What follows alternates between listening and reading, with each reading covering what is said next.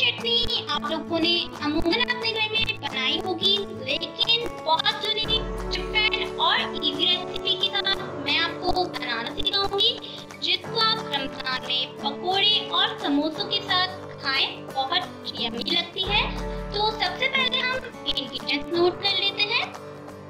यहाँ मैंने लिया है पुदीना, पुदीने की पत्तियां हैं मेरे पास, जिसको मैंने धोकर इस तरीके से तोड़ लिया है। ये मैंने एक बड़ा ब्रांच पुदीने का लिया था, जिसको मैंने तोड़ के इधर रख लिया है। मैंने यहाँ लिया है लहसुन की, मेरे पास है 20 से 25 जवे, और हरी मिर्ची मैंने यहाँ ली है 12 से 15 अदद, जिसको मैंने बीच से कट कर लिया है। साबुत जीरा इसमें जाएगा 2 टेबल स्पून, सॉल्ट इसमें जाएगा 1 टेबल स्पून, सिरका इसमें जाएगा 3 टेबल स्पून, 8 बड़े साइज के टमाटोस मैंने लिए हैं, उसको मैंने क्यूब्स में कट कर लिया है, ये इसमें जाएंगे।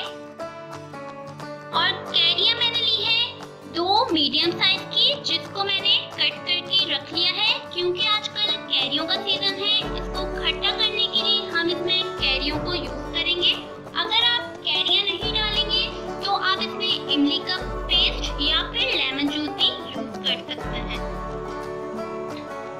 जी तो व्यूअर्स, हम रेसिपी को स्टार्ट करते हैं। सारी चीजों को मैं ब्लेंडर में डाल देती हूँ।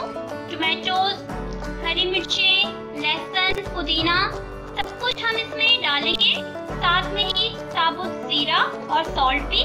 और फिर हम इसको ब्लेंड करके आपके सामने इसको दिखाते हैं। थोड़ा सा मैं इसमें पानी भी डालूंगी, ताकि थोड़ी पेस्ट इसकी बन जाए चटनी की।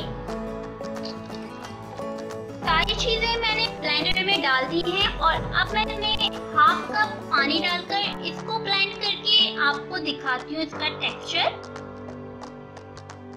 जी व्यूअर्स, तो आप देख सकते हैं यमी सी चटनी जो मैंने आपके सामने ब्लेंडर में डाली थी, और फिर ब्लेंड करने के बाद इसका टेक्सचर कितना यमी आया है।